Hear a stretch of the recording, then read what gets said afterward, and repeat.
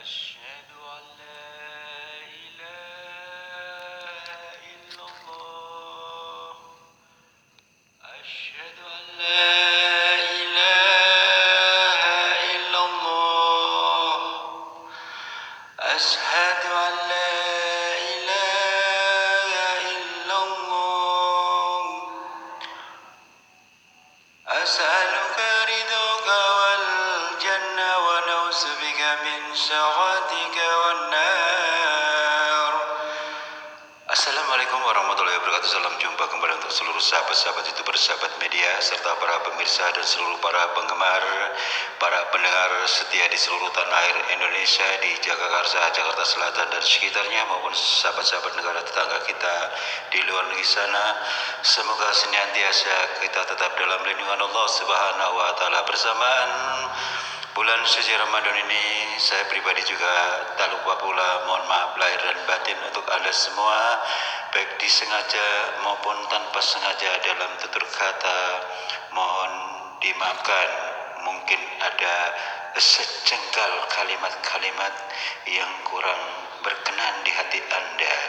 Sebagai manusia di hadapan Allah, alangkah baiknya kita introspeksi diri. Tutur kata kita harus tetap terjaga dengan baik. Ini sehubungan dengan pertanyaan-pertanyaan yang akan dibacakan. Salah satu atensi yang bernama Jayanti yang ada di kota Cina dan negara Cina ya. Lebih abdulnya saya akan bacakan. Assalamualaikum warahmatullahi wabarakatuh. Bung Jepri, saya Anjani, biasa dipanggil Anjani saja Bung Jepri. Saya Anjani, masih lajang Bung Jepri, seorang wanita usia 23 tahun. Saya biasa bisnis ke Indonesia, Cina, sampai sekarang masih Bung Jepri. Kebetulan, mohon maaf sebelumnya, saya selalu mengikuti konten-konten ayah saya dan Bung Jepri. Saya sangat tertarik sekali. Ini baru kali ini di YouTube adanya tanya jawab seputar dunia lain ya Bung Jepri. Apalagi menyangkut tentang masalah bulan suci Ramadan. Sangat bermanfaat sekali Bung Jepri, yang tadinya saya tidak tahu jadi tahu.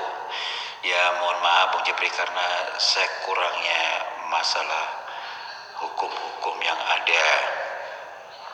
Kembali kepada atensi saya Bung Jepri. Ini kan bulan suci Ramadan Bung Jepri.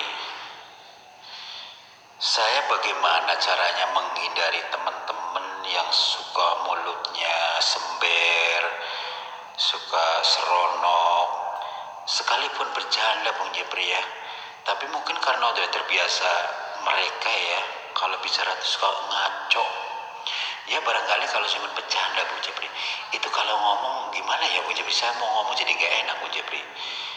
Ya pokoknya ngomongnya jerocos, suka menjibir, ngomongin orang yang gak ada, itu kan dosa Bung Jepri ya. Bagaimana saya menghindari orang-orang seperti itu, apalagi kita teman. Padahal saya sudah cukup kenyang Bung Jepri memberi masukan kepada mereka. Tapi tetap saja walaupun iya tapi tidak dijalanin Bung Jepri. Kalau ngomong ini aduh benar-benar tidak manusiawi. Bukan saja menceritakan orang lain, tapi lidahnya nggak bisa dijaga. Kalau ngomong tuh nyakitin dah begitu Bung Jepri. Mohon pencerahan dan solusinya Bung Jepri. Bagaimana caranya saya supaya menjalankan ibadah puasa itu benar-benar bersih, terjaga oleh hal-hal yang negatif Bung Jepri. Terima kasih atas timanya, atensi saya Bung Jepri. Wassalam. Waalaikumsalam warahmatullahi wabarakatuh. Untuk saudari Anjani yang ada di negara Cina ya, terima kasih Anda telah bergabung di mana adanya Radio RS yang ada.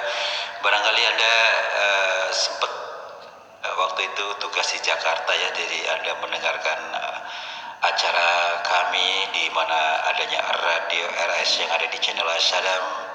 Terima kasih sebelumnya Anda telah bergabung bersama kami. Semoga saudara Anjani di negara sana, negara Cina, tetap dalam lindungan Allah Subhanahu wa taala bersama keluarga. Kembali kepada atensi Anda, Saudari Anjani. Memang agak sulit ya dalam kehidupan sehari-hari kita. Ada yang baik, ada yang nggak baik. Jadi kalau kita ingin menyikapi begini saja, yang terpenting Saudari Anjani sudah berusaha semaksimal mungkin memberikan masukan-masukan kepada kawan-kawan Anda, terutama dalam tutur kata sehari-hari ya. Sekalipun bercanda itu sudah terbiasa, itu wajar lah ya kalau bercanda, tapi jangan sampai kebablasan, terutama kalimat-kalimat yang sekiranya tidak pantas dibicarakan, jangan dibicarakan. Apalagi menghasut, menceritakan orang yang gak ada. Nauzubillah min dalik. Mubazir, baik kita menjalankan puasa maupun ibadah-ibadah yang lain. Yang pertama perlu Anjani ketahui, sebagai muslim sejati ya, kenapa saya selalu memberi masukan setiap atensi yang ada yang berhubungan dengan masalah menjaga hati. Barangkali kata menjaga hati itu dengan mudah diucap, akan tetapi pelaksanaannya memang berat, terutama dalam pergaulan sehari-hari. Kita sudah bisa menjaga katakanlah seperti itu ya, tapi lingkupnya memang berat. Itulah salah satu contoh setan-setan gentayangan berwujud manusia mengganggu Anda, itu terutama. Yang terpenting bagi diri kita pribadi, misalnya Saudari Anjani, tetap jangan pernah Anda menyerah atau bosan memberikan masukan-masukan kepada teman-teman Anda. Insya Allah dengan sejalan waktu, orang-orang tersebut akan segan terhadap Anda dan akan teringat selalu apa yang diucapkan oleh Anda ya. Dalam hal Islam, memang kita berusaha berbuat baik. Allah akan lebih mengutamakan doa-doa hambanya yang berusaha berbuat baik dan berserah diri di hadapan Allah. Memang tujuan kita adalah memerangi kezaliman. Apalagi teman dekat Anda ya, bagaimana caranya kita merangkul teman Anda supaya dia itu bisa kembali ke jalan Allah, terutama tutur kata kita ya. Apalagi sukanya menceritakan, melecehkan orang lain. Dalam hal Islam hanya satu nada, yaitu bicara baik, tutur katanya baik, dengan nada-nada mengajak kebaikan, tidak ada yang lain ya. Bahkan kalau memang kita mumpuni punya kelebihan, bicarakan dengan baik-baik, beri keterangan yang baik. Ini untungnya, ini ruginya. Memang kalau ucapan itu mudah karena udah terbiasa ya. Kalau ucapannya baik nggak apa-apa ya. Kalau tutur katanya udah terbiasa nyerocos, ngomongin orang, apalagi mencibir, jangankan ngomongin orang lain ya. Dalam hal bicara dengan teman-teman biasa aja, kalau ngomong, ini mohon maaf ya, ada yang bilang kunyuk lah, ada yang bilang monyet, anjing. Nauzubillah min dalik. Nanti pada saat sakaratul maut di neraka jahanam akan dibolak-balikan, dirajam sesuai dengan perbuatannya. Siapa yang selalu bersilat lidah, siapa yang selalu cerocos ngomongin orang, menyakiti orang, atau membicarakan orang, atau membicarakan aib orang, lidahnya akan disundut oleh api neraka. Nauzubillah min dalik. Kelihatannya memang sepele. Memang orang-orang seperti itu belum mendapatkan hidayah. Setan-setan gentayangan masih kuat melekat di dalam hati manusia yang seperti itu. Hanya orang tersebut tidak menyadari karena napasnya hanya ada hasutan-hasutan setan perbedaannya seperti saudari Anjani, kalau Anda lebih mendekatkan diri kepada Allah, selalu menjaga sholat 5 waktu termasuk sunnah-sunnahnya, dan berkepanjangan berkepanjangan zikir malam. Saya sering juga memberi masukan juga, kalau napas kita selalu ada zikir, insya Allah hal-hal setan yang akan menghasut diri kita tidak akan pernah mudah. Tutur kata pun kita enak didengar, apa yang mau dibicarakan kita memfilter dulu, apakah ini kata-kata ini disampaikan ke orang yang dimaksud sekiranya menyakiti, seperti itu. Bahkan sekalipun misalnya Anda berhadapan dengan kawan-kawan yang seperti itu, kita juga punya cara tutur kata yang lebih baik.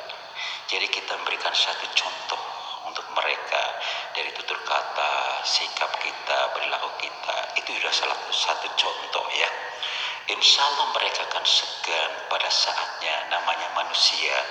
Pada dia lagi pada kesendirian, dia berpikir apa kata si ayah, benar juga omongannya ya. Nah, disitulah yang pertama, saudari Anjani, memang kerugiannya banyak sekali orang-orang seperti itu. Ya kita contoh ya, misalnya kita sudah berkeluarga, punya anak, kita ingin punya anak yang soleh, tapi sebagai orang tua tidak introspeksi diri, bahwasannya sikap perilaku orang tua akan terekam kepada keturunannya. Pada saat punya anak-anaknya susah diajak, dididik, malah bantah kepada orang tuanya, bukanlah anak yang salah, tapi orang tuanya yang salah, karena perbuatan-perbuatan keseharian sebelum dia berkeluarga. Setelah beliau berkeluarga, punya anak, beliau baru merasakan sulitnya mendidik anak. Itu sangat berharga sekali. Kenapa? Turun-temurun kita punya anak, nanti anak kita punya anak, berarti kita punya cucu ya. Itu doanya mengalir kalau kita mendidik anak berhasil ya. Pada saat orang tua kita meninggal, berarti anak yang bertanggung jawab. Karena sebagai orang tua yang sudah almarhum hanya mengharapkan doa-doa dari anaknya yang telah berhasil dididik menjadi anak soleh ya. Karena pada saat orang tua kita sudah meninggal, hanya butuh satu doa anak soleh, insya Allah dijabah. Akan tetapi kalau orang tua tersebut mendidik anak tidak berhasil sampai meninggal, anaknya jadi orang yang tidak baik, langkah kepribadiannya seperti orang tuanya yang sudah tidak ada, nauzubillah min dzalik, bagaimana orang tua akan mendapatkan bantuan dimasukkan ke surganya Allah kalau anaknya yang dibimbing, dibina saat masa hidup tidak berhasil menjadi anak soleh? Nauzubillah min dzalik. Akan tetapi sebaliknya, sekalipun orang tuanya jahat, tapi pada saat orang tua itu sudah berkeluarga, punya anak, beliau pelan-pelan memperbaiki diri, beliau introspeksi diri, mendidik anak dengan baik, dan beliau bisa merasakan betul juga ya apa kata agama mengajarkan bahwasanya dari diri kita untuk anak, itu modal utama. Jadi kita sendiri yang memberikan contoh kepada anak, sikap kepribadian, tutur katanya benar-benar harus untuk contoh anak. Secara tidak langsung sekalipun tidak ketahuan anak, tapi sikap dan kepribadian kita tetap masih utuh, jahat, lidah kita tidak bisa terjaga, itu akan terprogram kepada anak kita, keturunan kita seperti itu ya, sekalipun tidak ketahuan. Apalagi misalnya kita lagi ada punya masalah dengan keluarga, misalnya dengan istri gitu ya, suami istri, jangan sampai ada semacam selet sedikit dengan suami istri, anak mengetahui, jangan sampai ketahuan. Itu yang terpenting. Jadi melihat situasi dan kondisinya ya. Yang pertama tadi, sekalipun anak tidak tahu dengan perilaku kejelekan orang tua, yang namanya keturunan satu darah akan terekam secara tidak langsung. Nauzubillah min dzalik. Ini untuk masukan, kelihatan sepele tapi penting, vital sekali ya. Coba kita pelajari satu persatu. kepada orang lain seperti apa? Orang tuanya begini, nanti bagaimana dengan keturunannya? Ya, ini ada dua hal yang tadi saya katakan. Orang tuanya jahat, orang tuanya selalu mencibir, ya pokoknya berlakunya nggak baik. Tapi beliau benar-benar pelan-pelan, secara bertahap, introspeksi diri, berbenah diri, mencari kebaikan dan kebaikan untuk memupuk, mendidik anak supaya menjadi anak soleh. Disitulah dia secara perlahan mendapat hidayah dari Allah Subhanahu Wa Taala karena satu niat. Ya, kalau sudah niat taubatan nasuha, tidak akan mengulang lagi perbuatan-perbuatan yang terbiasa walau cuma tutur kata. Itu sangat vital sekali. Ya, makanya saya katakan agama mengajarkan kalau kita ingin memberikan satu contoh kepada orang lain, berarti modal dasarnya adalah dari diri kita sendiri. Ya, secara dia langsung orang tersebut akan tertarik dengan kata-kata, tutur kata kita, sikap kita. Itu membuat orang tuh merasa kagum pada kita. Nanti sejalan dengan waktu, kita doakan orang-orang seperti itu. Mudah-mudahan orang tersebut mendapatkan cahaya ilahi, yaitu hidayah dari Allah. Dari walaupun kita tidak punya apa-apa ya, tidak punya uang katakanlah untuk berbagilah misalnya, kita hanya orang biasa-biasa saja. Apa yang kita bisa kita sumbangkan dengan tutur kata, dengan memberikan masukan-masukan positif, itu sudah pahala insya Allah. Satu, kita menyelamatkan orang kebiasaan buruk menjadi orang baik hingga sampai mendapatkan hidayah. Masya Allah, penggantinya adalah surganya Allah Subhanahu Wa Taala. Saudari Anjani, mudah-mudahan Anda puas atas pencerahan dan solusi dari saya. Dan kembali lagi kepada saudari Anjani, terima kasih. Semoga Anda bersama keluarga di negara Cina sana tetap dalam lindungan Allah Subhanahu Wa Taala. Demikianlah saudara pendengar yang berbahagia di seluruh tanah air Indonesia, di Jakarta, Jakarta Selatan dan sekitarnya. Karena waktu juga kami harus turun dari udara. Insya Allah kita jumpa lagi di waktu sama dengan acara yang sama, tanya jawab seputar dunia lain dalam edisi bulan suci Ramadan. Marilah kita berbenah diri, jaga hati. Bagaimana caranya kita menjaga hati agar seluruh dedemit setan-setan gentayangan suatu saat akan menghasut Anda akan selalu terjaga dengan satu amalan, yaitu nafas kita selalu penuh zikir seperti itu ya. Kalau ada orang bicara ngawur, kurang seronok, Anda cukup istighfar saja ya saudari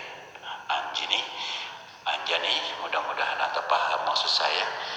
Istighfar aja, doakan orang-orang seperti itu. Mudah-mudahan Allah ijabah, orang tersebut akan mendapatkan hidayah dari Allah Subhanahu Wa Taala. Demikianlah saudara pendengar yang berbahagia di seluruh tanah Indonesia, di Jakarta, Jakarta Selatan dan sekitarnya maupun di luar di sana. Karena waktu juga kami harus turun dari udara. Insya Allah kita jumpa lagi di waktu sama dengan acara yang sama, tanya jawab seputar dunia lain. Apabila salah-salah kata dalam penyampaian saya pribadi, mohon maaf. Wassalamualaikum warahmatullahi wabarakatuh. Ihdinas siratal mustaqim. La haula wala quwwata illa billahil aliyyil azim.